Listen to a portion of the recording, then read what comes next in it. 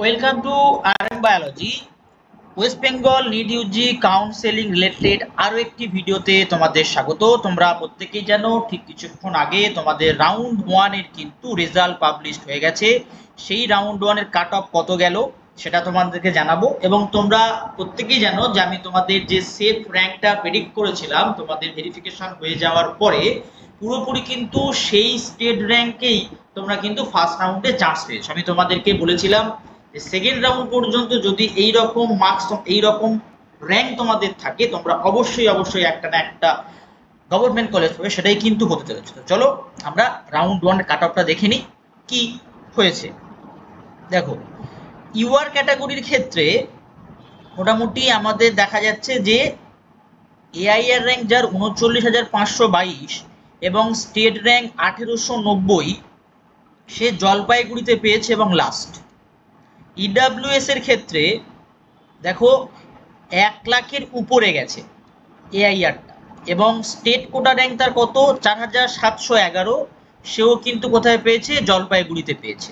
OBC এর ক্ষেত্রে AIR গেছে ৪৩,৬১৫ এবং স্টেট কোটা র্যাঙ্ক হয়েছে ২,১২৪, ঝাড়গ্রাম পেয়েছে। ওবিসি বির ক্ষেত্রে ৪৮,৪৩৩ এবং স্টেট কোটা র্যাঙ্ক ২,৪৩৪, জলপাইগুড়িতে পেয়েছে। এসসির ক্ষেত্রে আমি বলেই দিয়েছিলাম এই এআইআর ১,৫০,০০০ উপরে যাবে। দেখো ১,৫০,০০০ উপরেই গেছে, অনেক উপরে গেছে, এবং সেখানে স্টেট কোটা র্যাঙ্ক আমরা দেখতে পাচ্ছি দেখো ৫,৭৫২ এবং জলপাইগুড়িতে পেয়ে গেছে। এবারে যে এসটির ক্ষেত্রে বলেছিলাম ৬,০০,০০০ অনেক উপরে তোমাদের এআইআর থাকলে তোমরা সেকেন্ড রাউন্ড পর্যন্ত সেফ, সেই ভিডিও এখন যারা দেখোনি আমি আই বাটনে দিয়ে রাখবো, সেখান থেকে দেখে নিতে পারবো। তার ক্ষেত্রে স্টেট কোটা র্যাঙ্ক আছে দেখো ৮,০১৯, এই এসটি ক্যান্ডিডেটটাও কিন্তু জলপাইগুড়িতে পেয়েছে। এটা আমি কিন্তু সম্পূর্ণ কি বললাম, এটা এমবিবিএস এর জন্য বললাম, এমবিবিএস এর জন্য, ঠিক আছে। বিডিএস কিন্তু বিডিএস এটা গভর্নমেন্ট এমবিবিএস, গভর্নমেন্ট বিডিএস এর থেকে বেশি র্যাঙ্কে গেছে।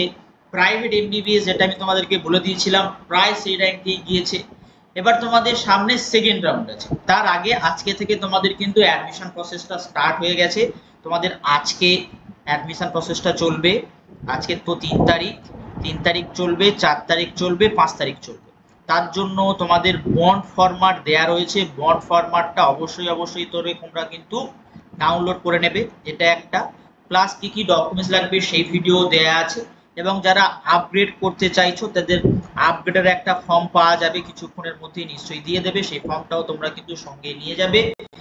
তোমরা ঠিকঠাক ভাবে যদি তোমরা আপগ্রেড করতে চাও, অর্থাৎ অ্যাডমিশন নেওয়ার পর আপগ্রেড করতে চাও, তারাও কিন্তু আপগ্রেড করতে পারো। এছাড়া যারা সেকেন্ড রাউন্ডে আমার থেকে কাউন্সেলিং করাতে চাও, তারা কিন্তু অবশ্যই অবশ্যই করে আমার সঙ্গে আমার অফিসিয়াল যে মেল আইডি আছে সেখানে কিন্তু যোগাযোগ করতে পারো যদি আমার কাছ থেকে কাউন্সেলিং করাতে চাও। আমার কাছ থেকে ফার্স্ট রাউন্ডে যতজনই কাউন্সেলিং করিয়েছে সবারই কিন্তু একটা না একটা এমবিবিএস কলেজ সরকারি পেয়ে গেছে। তো আজকের ভিডিওটি এই পর্যন্ত। পরবর্তী ভিডিওর জন্য চ্যানেলটি সাবস্ক্রাইব করে নাও। পরবর্তী ভিডিওতে আমি তোমাদের ডিসকাস করে দেবো যে সেকেন্ড রাউন্ডে কত এআইআর কত এসকিউআর থাকলে তুমি একটা গভর্নমেন্ট কলেজ পেতে চলেছো। তো চলো আজকের ভিডিওটি এখানেই শেষ করছি, এবং যারা চ্যানেল নতুন চ্যানেলটি সাবস্ক্রাইব করে নাও। কাউন্সেলিং এর জন্য অবশ্যই অবশ্যই করে যোগাযোগ করতে পারো।